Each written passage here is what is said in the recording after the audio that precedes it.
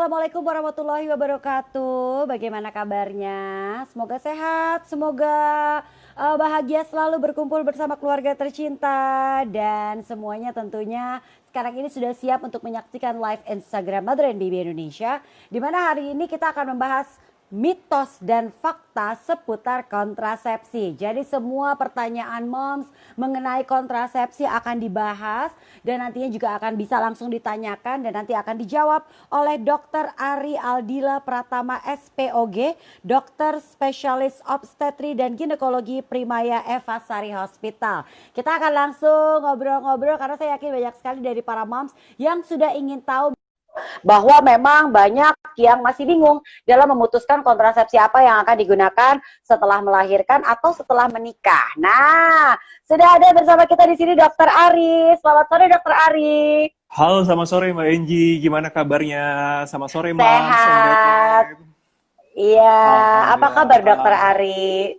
Sehat juga Mbak Enji, tetap semangat ya kita sehat di ya, era tetap semangat pandemi tentunya ya. Betul sekali, dan yang pasti harus selain tetap semangat juga harus selalu menjaga kesehatan. Betul begitu ya Dokter Ari ya? Betul banget Mbak Enji. Nah Dokter Ari, hari ini kita akan membahas tentang kontrasepsi karena saya tahu pasti sebagian besar moms sudah mengetahui tentang kontrasepsi, tapi masih bingung dalam menentukan pilihan, masih bingung mana yang cocok untuk momsnya ya kan, karena kan kita tahu jenis-jenis kontrasepsi itu banyak sekali ya kan, tapi banyak yang masih bingung juga. Betul begitu nggak sih Dokter Ari? Betul, apalagi banyak banget nih mitos di masyarakat kita sekarang Mbak Enji tentang kontrasepsi sekarang. Yang paling sering aku dengar ada lagi nih kontrasepsi, apalagi kalau misalnya pil KB bikin gemuk, bikin jerawatan, ya kan? Terus katanya kalau spiral bikin nanti menstruasinya jadi banyak. Nah, semuanya ini akan dijawab langsung sama Dokter Ari. Kita akan langsung tanyakan. Sebenarnya gini dulu, di awalnya dulu deh dokter. Jenis-jenis kontrasepsi itu ada berapa banyak sih dok? Ada berapa macam maksudnya?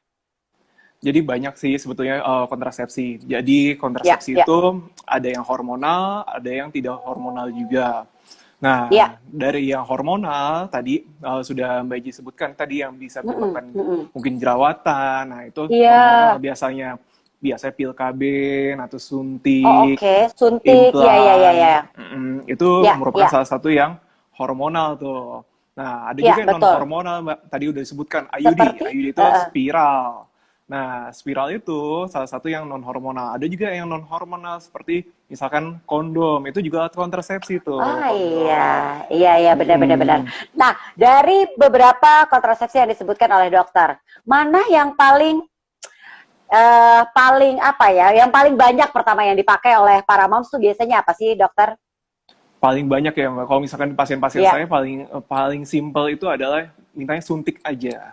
Karena suntik itu paling simple. Iya, suntik itu paling simple, bisa sampai 1 bulan sekali atau 3 bulan sekali. Nah, setelah suntik adalah spiral biasanya. Spiral soalnya jangka waktunya lama Mbak. Iya. Oh iya betul sekali. Nah, nanti kita akan ngomong membahas satu-satu ya dokter, boleh ya dokter? Kita mulai mungkin dari yang paling sering kita dengar adalah pil. Ya kan? Kalau pil sendiri, apa keuntungan dan juga tentunya plus minusnya lah ya dokter ya dari kita menggunakan kontrasepsi pil, karena katanya kan pasti setiap kontrasepsi yang menjadi pilihan kita pasti ada plus minusnya ya dokter ya. Betul banget. Jadi kalau kita bicara tentang pil, nah itu ada namanya pil kombinasi atau ada isinya estrogen maupun progesteron. Dan ada juga pil yang namanya mini pil. Dia itu mini pil karena hanya satu hormonal, jadi hanya progesteronnya aja. Nah, angka keberhasilan dari si pil KB ini itu merupakan salah satu yang cukup tinggi nih Mbak Enji dibandingkan yang lainnya. Paling angka kegagalannya, dari 1.000 orang nih yang pakai pil, kalau misalkan dikonsumsi secara teratur, nah terus nggak pernah lupa lah ya. Nah, itu biasanya dari 1.000 cuma 1 nih yang bisa kebobolan hamil Mbak. Oh iya? Iya. Jadi sangat-sangat efektif sekali nih sebetulnya. Tapi sayangnya, plusnya. Iya kan? Betul, itu plusnya. Apalagi kalau kita mau berbicara lagi soal plusnya, zaman sekarang pil KB yang beredar pun juga udah yang nggak bikin gemuk, nggak bikin jerawatan, bahkan bisa membalance hormon kita. Betul begitu ya dokter ya? Iya, betul. Terkadang juga kalau misalkan siklus haidnya juga bisa bikin teratur nih Mbak, bisa setiap bulan. Betul. Ya, tapi nah ini nih dok. Tapi beberapa pasien saya tuh, dok, saya pilnya suka lupa. Nah, akhirnya tiba-tiba datang ke saya, tes packnya udah positif. Nah, yang kayak gini-gini nih, kelemahan dari pil. Jadi kalau misalkan Oh, begitu lupa sehari atau 2 hari, tetapi abis itu berhubungan, kita nggak tahu nih pada saat mungkin lupanya masa subur, Mbak Enji. Berhubungan iya, lah. iya Wah, betul. bisa langsung jadi. Kebanyakan seperti itu. Jadi kalau misalkan Oh, sama-sama subur, spermanya bagus, sel telurnya bagus. Nah, itu bisa sampai jadi hamil jadinya gitu. betul, betul. Itu Mm, mungkin yang sering terjadi ya. Tapi yap. sebenarnya banyaknya masing-masing tadi saya bilang banyak ada plus dan ada minusnya. Nah, sekarang kalau suntik dokter. Oke, kalau suntik itu kelebihannya adalah sekali suntik buat jangka panjang nih. Jadi nggak setiap Mhm, hari harus ingat-ingat kayak pil tadi tuh. Oh, mhm, tadi udah minum mhm. pil belum ya? Iya, iya, Terus iya, takutnya iya, ketiduran. Enggak, kalau misalkan suntik itu ada yang 1 bulan, itu iya. suntik yang hormonnya dua nih, ada estrogen dan progesteron. Nah, sedangkan yang lebih Mhm. simpel lagi, mau yang 3 bulan ada juga. Namanya hormon progesteron doang. Jadi dia efeknya Iya, sampai 3 bulan sekali baru suntik lagi, 3 bulan sekali baru suntik. Nah, iya, sebetulnya sih kalau misalkan yang progesteron doang 3 bulan, cenderungnya kebanyakan memang nggak mens tuh Mbak Enji, iya, nggak mens. iya. Nah, ada juga yang bilang Oh, oke. nggak mens. Nah, ada yang mikir lagi, ini salah satu mitos nih Mbak Enji. Iya, Jangan-jangan iya, kalau iya. nggak mens kayak gitu, rahim saya jadi kering nih dok. Oh, oh gitu dong. Nah, Oke, oke, oke. Terus dok, itu ya, mitos yang beredar ya kan? ya, mitos yang beredar. Sebetulnya Ya. bukannya kering ya, tetapi memang cara kerjanya si suntik yang 3 bulan tersebut itu adalah memang Aha. menipiskan dinding rahim. Jadi kalau misalkan kita bicara siklus haid adalah setiap Ah. period atau setiap siklus menstruasi itu dia nanti akan tebal nih dinding rahimnya. Begitu tebal sampai Hmm. tebal tertentu dia akan luruh. Itulah namanya menstruasi Iya, iya, gitu. iya, iya. Oke, Dengan oke. Lalu, dengan apa dok? dengan diberikan yang suntik yang 3 bulan tadi dia akan tipis terus, nah makanya nggak jadi mens Hmm. gitu, bukan bikin kering Oh sih itu sebetulnya. bukan bikin kering ya. Oke. Dan Yes, juga dalam kondisi juga itu juga nggak hamil ya sebenarnya ya kalau nggak nggak mens hamil. juga ya. Yap. Oke. Yang paling sering juga kita dengar adalah spiral yang berikutnya, ya kan? Banyak Oke. sekali kan yang menggunakan alat kontrasepsi spiral ini kan ya dokter ya. Yap. Mm-mm. Plus minusnya dok. Nah, oke, jadi kalau spiral kita bahas mitosnya juga nih. Kadang-kadang bilang, Ya. dok saya takut dok spiral. Takut kenapa bu? Ya, kabarnya bisa jalan-jalan tuh spiral, entah Nah keluar iya dari dok, rahim atau iya dok. apa. Betul, betul, betul, Nah, betul, betul. Iya tuh saya sering dengar tuh mitos-mitos seperti itu dan juga kayak ketakutan-ketakutan seperti itu. Nah itu gimana tuh mm-mm. dok? Nah, sebetulnya sih bukan jalan-jalan ya, Mbak Eji. Sebetulnya spiral sendiri nggak punya kaki tuh dia. Iya Jadi dia betul, betul, spiral betul. cuma batangan doang. Dia kayak korek api ya Mhm. bentukannya, batangan ditaruh di rahim. Nah, dia kalau misalkan masangnya benar dan kondisi rahimnya juga Mhm. oke pada saat itu, ukurannya masih kecil atau gimana, nah dia akan tetap di situ. Yang dinamakan Oke. jalan-jalan itu mungkin keluar dari vagina, keluar, jadi lepas spiralnya. Atau ada Oh itu mungkin juga terjadi ya dokter? mungkin terjadi nama ekspulsi kita Oke, ngomongnya, jadi keluarnya oke, dari oke, oke. rahim, dari vagina kadang-kadang, nah itu nggak terasa tuh.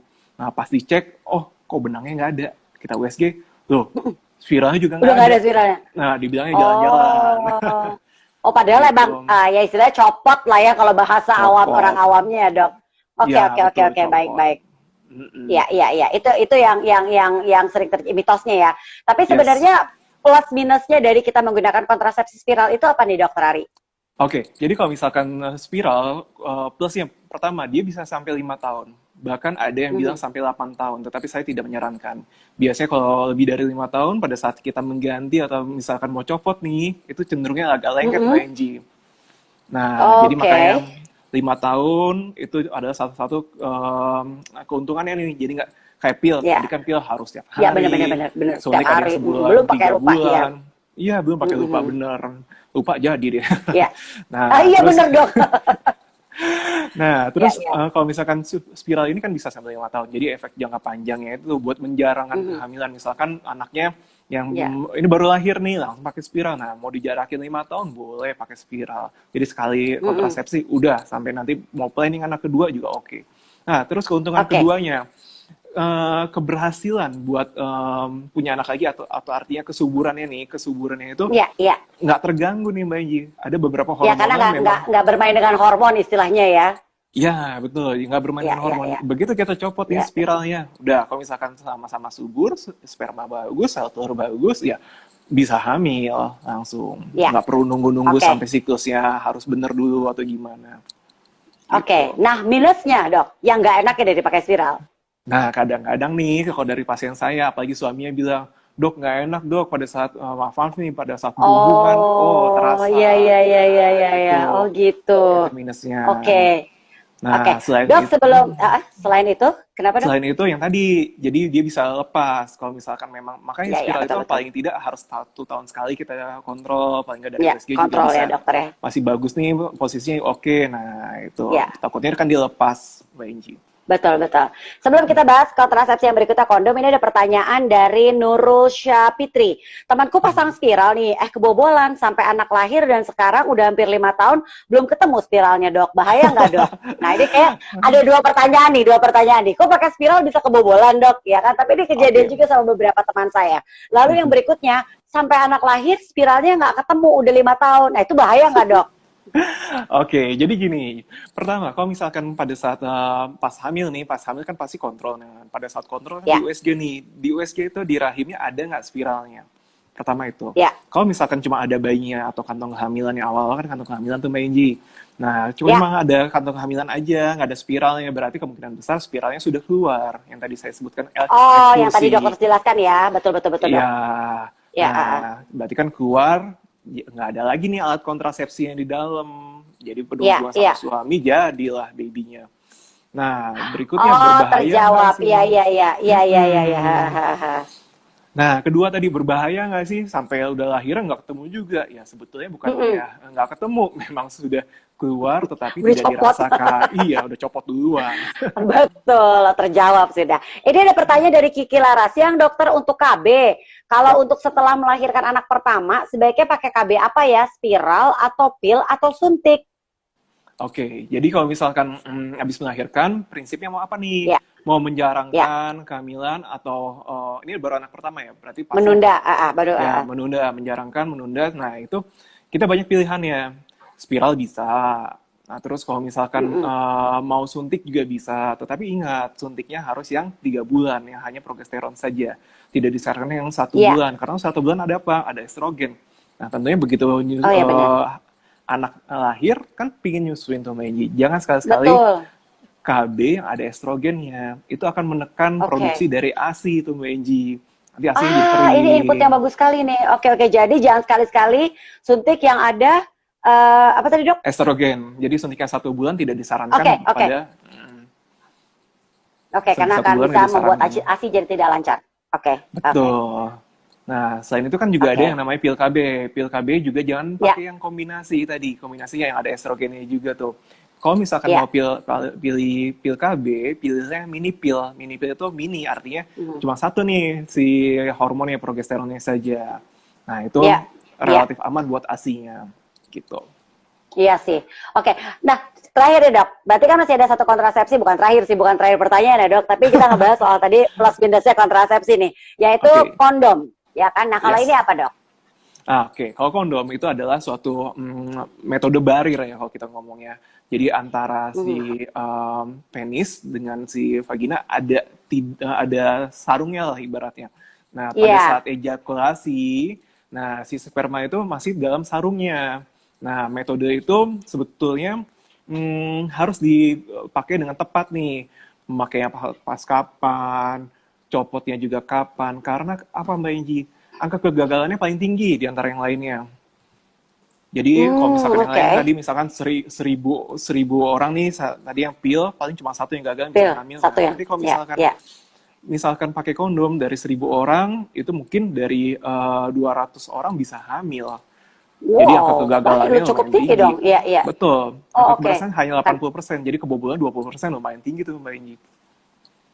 Gitu iya sih kalau pakai betul juga kondom. karena tadi banyak faktor ya entah salah pemasangannya atau di saat copot banyak faktor ya tadi ya dokter ya.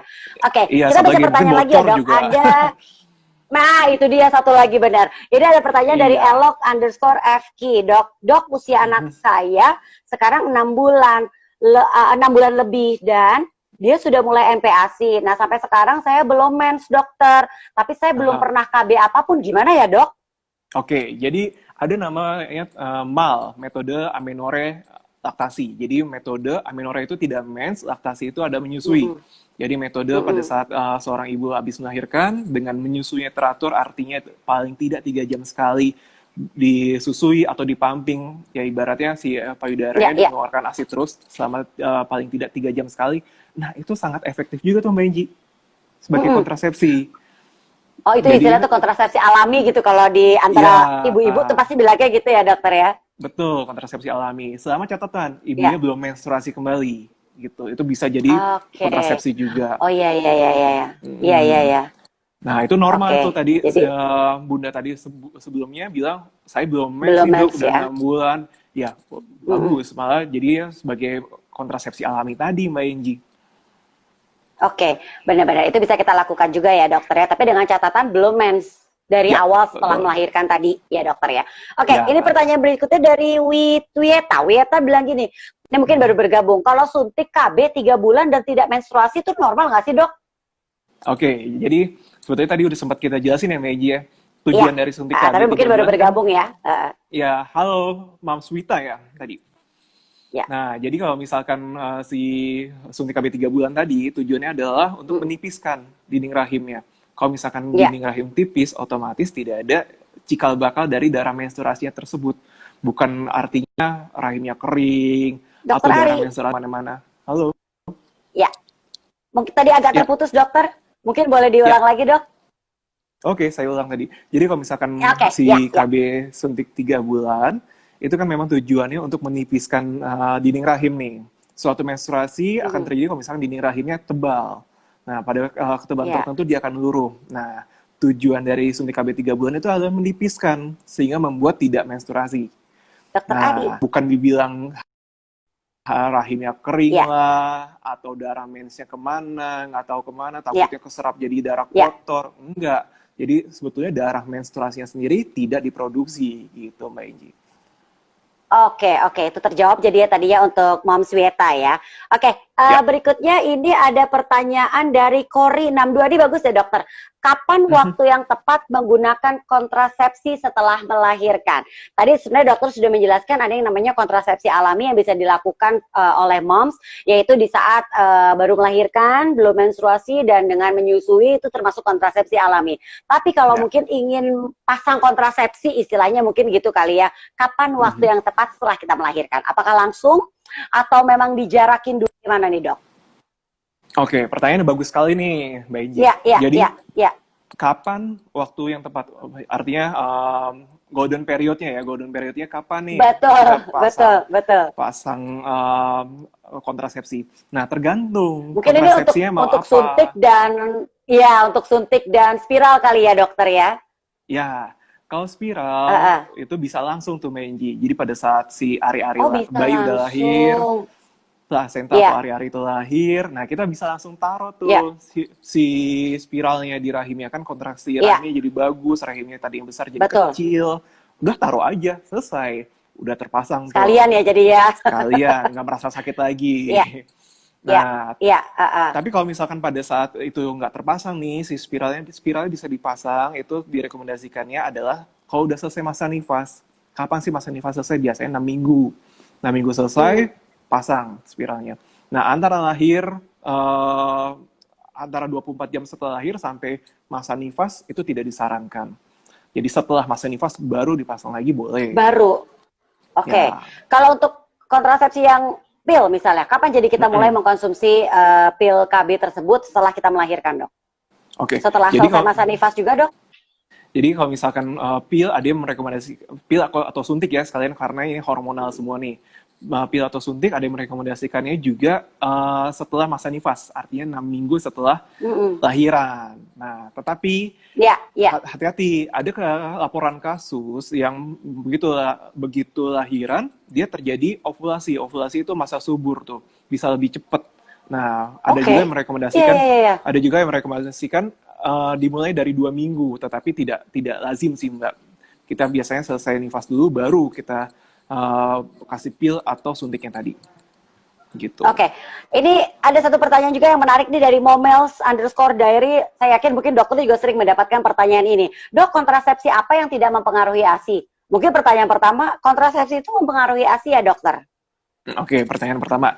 Nggak semua kontrasepsi mempengaruhi ASI. Nah, Oke. kontrasepsi apa nih yang mempengaruhi ASI? Tadi ada Ya. yang hormon estrogennya. Kita bisa lihat dari suntikan, suntikan yang 1 bulan sekali. Nah, itu adalah yang mempengaruhi ASI. Nah, yang kedua adalah pil kombinasi. Pil kombinasi artinya ada estrogen dan progesteronnya. Ya, ya, yang Itu tadi jangan dokter sampaikan sekali-sekali ya. itu. Jangan sekali-sekali kalau misalkan masih mau nyusuin, pakai yang produk-produk yang seperti itu. Pakailah tadi yang Mhm. tidak mempengaruhi, seperti misalkan spiral.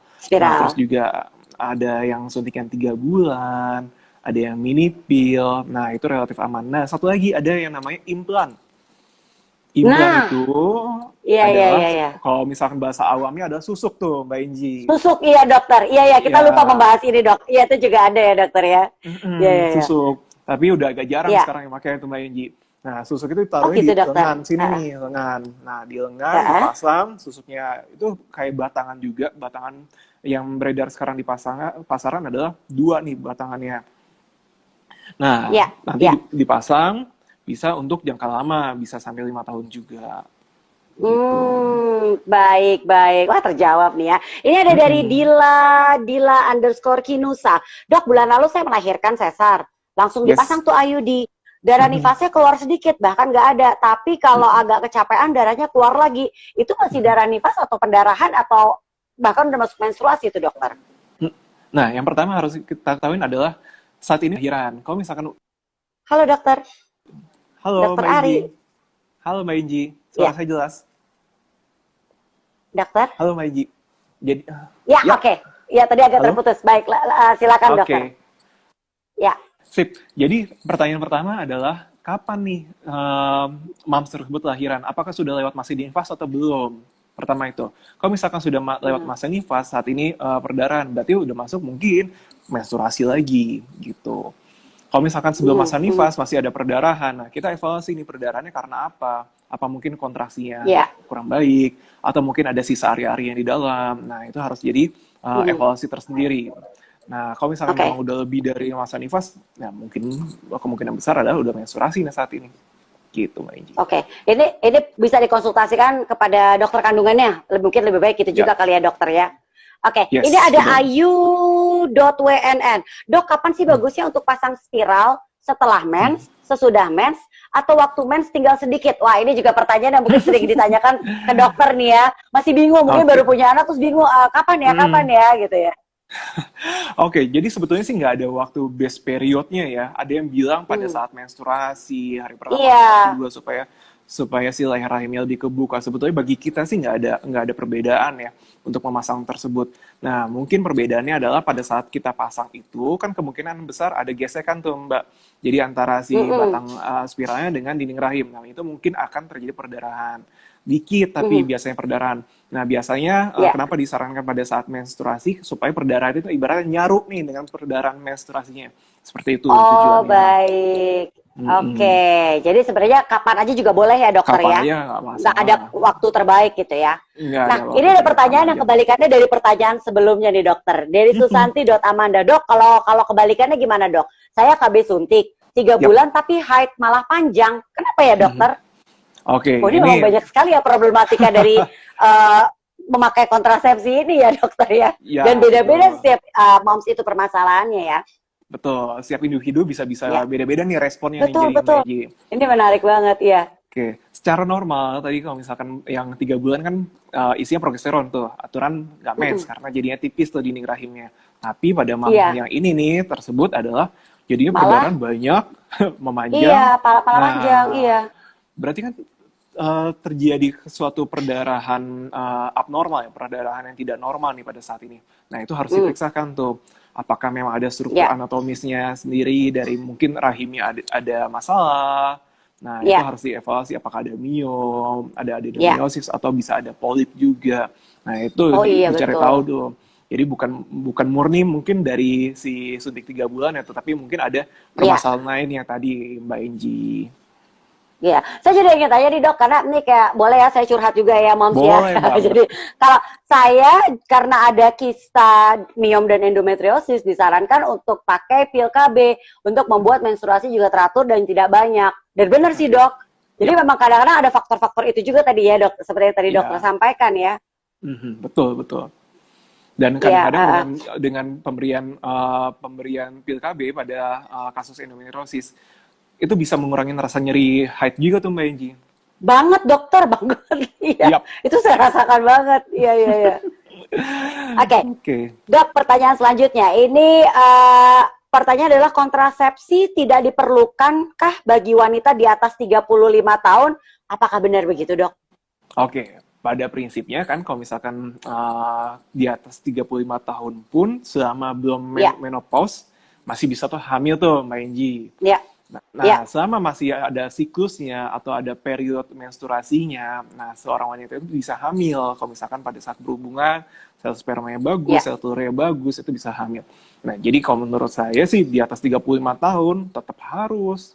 Kan masih Harus siklusnya ya. bagus. Kalau Benar-benar. misalkan, Sampai masa menopause ya, dok ya? yes, betul, sampai menopause. Gitu. Mhm. Oke, dokter Ari. Yap, halo Mbak. Ya, ini ada pertanyaan menarik nih. Dari ini kayaknya Dats nih ya. Adi underscore Supriyadi underscore 585. Dok, apakah tanda-tanda kita tidak cocok memakai IUD? Ini pertanyaannya bagus banget nih. Oke, Ya karena kan balik lagi sip. ya tadi dokter ya. Ada yang cocok dengan pil, ada yang Mhm, cocoknya dengan suntik, ada yang memang mhm. disarankan menggunakan spiral. Kalau tadi mungkin kalau dari saya dari awal setelah melahirkan dokter tidak menyarankan spiral gitu loh. Kalau di Ya, saya karena tadi kayak punya permasalahan dengan kisah kisah endometriosis endometriosis. memium, dok. Iya, Mhm. iya. Oke, jadi kalau misalkan pemakaian spiral, kapan kita bilang nggak cocok ini? Nah, kita harus sebelum memasang spiral, kita harus edukasi nih ke pasiennya. Spiral itu kadang-kadang membuat perdarahannya lebih banyak dan lebih memanjang. Nah, kalau Iya. misalkan keadaan perdarahannya lebih banyak dan memanjang itu biasanya lebih dari 3 bulan, nah itu berarti proses adaptasinya kan sudah lewat nih Mbak Enji 3 bulan tersebut. Betul. Nah, bisa jadi memang nggak cocok nih kalau misalkan lebih dari 3 bulan masih perdarahan yang banyak Hmm, bener sampai ganti pembautnya mungkin lebih dari iya. 10 kali atau Hmm, menstruasinya bisa sampai 10 hari atau bahkan 2 minggu. Nah, lebih baik iya. kita ganti nih gitu. Tapi sebetulnya sih jangan terlalu panik kalau misalkan perdarahan yang banyak, perdarahannya lebih memanjang. Belum ada kasus yang anemia yang disebabkan karena pemasangan spiral. Gitu. Ah, ya, ya, ya, ya, ya. Terjawab sudah ya. Ini dari Tifawar, dok. Kalau kayak koyo KB atau patch itu ada efek sampingnya nggak? Oke, sebetulnya jadi ada lagi nih salah satu kontrasepsi koyo atau PETS ya. Tetapi itu Iya, iya, iya, agak-agak iya. agak-agak jarang Jarang di ya dok ya. Indonesia Mm-mm, sebetulnya. mm-mm. Nah, kalau Ya, misalkan seperti itu ya aman karena dia itu memang hormonal nih, hormonal juga nanti diserap oleh tubuh ya. kita. Nah, itu akan bekerja dengan ibaratnya sistemik sama aja kayak suntikan tadi, saya pil Ya. hormonal juga. Ya, aman atau tidaknya ya sebetulnya tergantung nih individunya gimana. Kalau misalkan memang cocok ya berarti aman gitu. Kayak tadi misalkan Oke, oke, oke. yang pil KB kayak gitu, itu tidak yang kombinasi ya Meiji, itu tidak cocok kalau Ya. misalkan memang ada darah tinggi di atas 160 Oh, per oke, 110. oke. Nah, terus juga kalau misalkan ada kencing manis dengan komplikasinya itu sebetulnya tidak direkomendasikan memakai pil yang kombinasi tadi Meiji. Wah, ini menarik sekali nih dapat informasi yang benar-benar oh kita jadi tahu. Jadi nggak bisa ya ternyata ya. Ini ada Yes. dari nah ini mungkin yang sebelum kita bahas juga sih, Dok ya. Ditanyakan oleh Herlinda Cynthia. Dok, kalau KB kalender itu gimana ya, Dok, hitungnya? Banyak yang gagal, Dok, saya. Oke, menarik nih Meiji nih, KB Ya kan? kalender. Ya ada juga kita Hmm. mengenal itu juga kan soalnya kan. Iya. Nah, ingat KB kalender itu hanya bisa dipakai kalau misalkan siklus menstruasinya teratur di tanggal-tanggal itu aja. Hmm. Misalkan punya siklus haidnya itu 30 hari pas atau 28 hari pas, 4 minggu pas kayak gitu. Itu baru kita sarankan mungkin kalau misalkan nggak mau sama sekali ini KB yang lain, itu Hmm. baru bisa Ya. dipakai tuh KB kalender. Tetapi kalau misalkan Mm-mm. nggak pas, suka maju atau suka mundur, wah jangan. Iya, iya, iya. Kita, Jangan kita ya nggak tahu sebaiknya nih ya. jadinya masa suburnya jadinya nggak tahu Betul, kapan tuh betul. namanya gitu. Betul, betul. Iya, jadi tidak disarankan kalau untuk yang masa atau jadwal menstruasinya tidak teratur, jangan menggunakan KB kalender ya dokter ya. Yes, betul sekali Mbak Sistem Enji. kalender istilahnya. Satu pertanyaan terakhir nih dokter nih. Ini untuk mungkin wanita yang belum memiliki anak. Itu Mhm. memang tidak boleh pakai KB ya, mungkin baru menikah lalu masih ingin Menunda. menunda, merencanakan memiliki momongan, apakah sebaiknya menggunakan kontrasepsi, dokter? Dan Honeymoon bolehkah dulu pakai berarti ya, pil Mbak ya. KB? Iya, iya, iya, iya. Apakah boleh pakai pil KB untuk menundanya saat belum punya anak nih, dokter? Oke, jadi pada pasangan yang sudah menikah pun, walaupun belum rencana mau punya anak, is oke, nggak masalah pakai pil KB. Nah, tetapi Mm-mm. harus ingat tujuannya tadi kan untuk menunda dulu nih, harus Ya, teratur minum pil KB-nya tadi. Syarat pil KB adalah harus hmm, ingat, jangan sampai lupa. Kalau misalkan ya, sampai lupa ya, ya, pun ya. bisa langsung jadi. Nah, seperti itu. Jadi Oke. nggak masalah. Nanti kesuburannya pun juga lebih cepat dengan pil KB tersebut balik lagi. Kalau wah Oh saya gitu, pingin, dok. ya saya pingin hamil nih, ya udah stop aja konsumsi pil KB-nya. Dibandingkan misalkan suntik Maggie. Oke. Suntik itu apalagi yang 3 bulan ya Maggie, itu Eh, lebih eh, lama eh, tuh eh. kembali kesuburannya gitu. Jadi Oke, nggak ini menarik masalah. deh karena memang banyak ini juga termasuk mitos berarti ya yang bilang kalau kita menggunakan pil KB di saat setelah Mhm. baru menikah karena ingin menunda punya anak, nanti punya anaknya susah dan lama katanya gitu. Enggak, enggak. Justru Oke, misalkan seperti oke. orang yang benar-benar pingin pil KB teratur nih, lupa sehari aja bisa langsung jadi, contohnya seperti itu. Oh, baik, baik. Jadi nggak apa-apa ya. Dok, satu Nggak pertanyaan apa-apa. lagi nih, karena ini juga cukup penting untuk kita tanyakan nih ya. Dari Ya, Tika underscore Yulia, plus minus KB implan. Apa sih dok? Apakah yang ada riwayat 2 kali preeklamsia atau hipertensi boleh KB implan? Wah ini mesti dijawab nih dok. Kita bantu ya dokter ya. oke. Dokter Ari bantu, Sip. silakan dokter. Jadi KB implan, implan itu kan sebetulnya susuk ya. Nah, susuk itu Ya, isinya ya. apa? Isinya juga hormon, progesteron juga. Nah, Hmm, kalau hmm. misalkan ada riwayat preeklamsi, nah, Mam sama Dad, saya jelasin dulu nih, preeklamsi itu apa? Preeklamsi itu adalah Ya, tekanan darah tinggi pada kehamilan, disertai ada protein pada urin. Ibaratnya, ya. protein itu tidak boleh ada nih dalam urin. Kalau misalkan sudah ada, berarti ada Hmm, kebocoran nih ginjalnya memproduksi hmm, hmm. protein di urin. Nah, preeklamsi ini adalah salah satu contoh keracunan kehamilan.